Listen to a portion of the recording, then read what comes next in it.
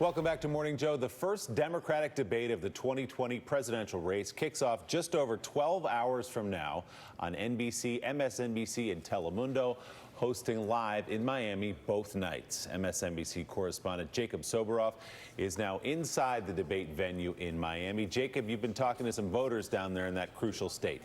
You know what, Willie? Miami is ground zero in Florida when it comes to Democratic voters. It's as blue as it gets. There are about 600,000 of them right here in Miami. It's also the center of pretty much all of the issues that we talk about on a regular basis. Homestead, that immigration detention center, is not far from where we are here. It's ground zero for climate change. There's as much student debt here as there is anywhere else in the country. So those are some of the issues I think people are going to be looking towards. And this is what they told me when I was out there earlier. Miami-Dade County. If you want to know what Democrats are thinking in Florida, there's no better place to start than here, home to 600,000 of them. Our first stop was Wynwood, a warehouse district being converted to a neighborhood for artists and entrepreneurs. Why did this area become the place where all this new stuff is happening? You know, the street art really brought this boom to the neighborhood. To become a tourist area and a place where people want to live and work. Correct. Oh, busy. We met this group of young locals who work together at a social media company. Did you guys vote for president last time around when it was Trump versus Hillary? I did. You did? No. Didn't? Nope. Didn't? So every time somebody says this to me and then I put on television, somebody tweets me or messages me and says, but you got to go back to them and say, there are so many things in your life that matter. I guess the only thing that would affect me in politics is the tax bracket. So you're happy with the way things are? With the taxes, yeah. Yeah. You voted. I voted for Hillary. When you're watching the debate and all those Democrats up on the stage, what do they need to say in order to get your attention and get your vote? I hope no one talks about Trump that much. I just want to hear what you have to offer. How you could get attentive to the young people, I think, is environmental changes. Yeah. Changes in what we're doing to not drink out of plastic.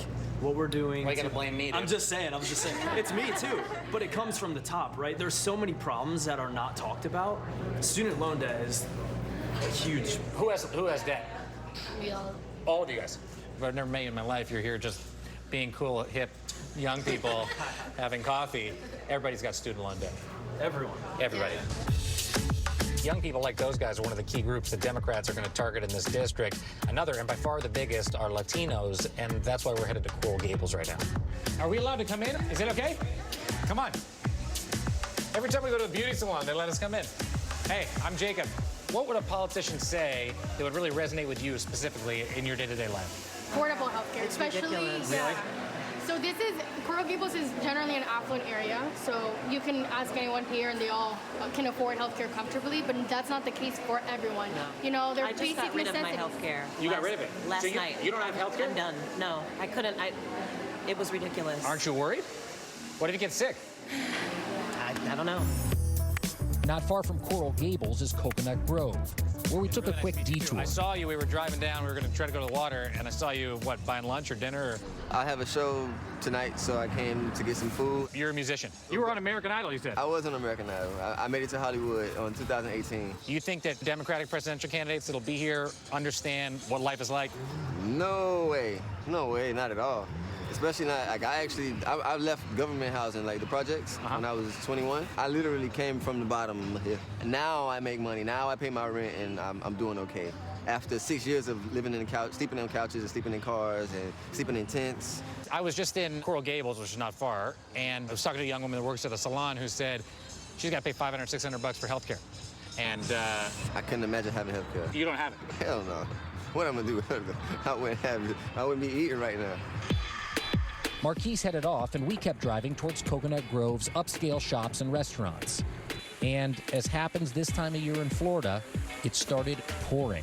How are people doing around here? I mean, are times good? I'm an accountant, and I see a lot of small businesses are having a hard time. And you think there are candidates in this race that understand what life is like for you guys? I don't think so. Why? In reality, they're not here in Florida. They're not living it like we are. They don't know what it's like to do an interview in the pouring rain. There you go. Miami's nice, Willie. This is a beautiful place, but we're not here just because of that. These voters are really going to matter in terms of who ultimately becomes the Democratic nominee. And at the end of the day, people down there, those people that will be standing on those stage, I'm not saying anything revolutionary, just have to show that they understand the lives of people out here. Yeah, and Jacob, I love how you pretend you stumbled upon that beauty salon and weren't going in for an appointment for a blowout. For I that did get a beautiful coif little of yours. blowout. This is true. Well done, as always, Jacob Soboroff. Great job. Morning, Joe. Thanks, We'll Willie. be live, by the way, from Miami tomorrow morning and on Friday morning as well, breaking down those debates that, again, begin about 12 hours from now right here on MSNBC, NBC, and on Telemundo.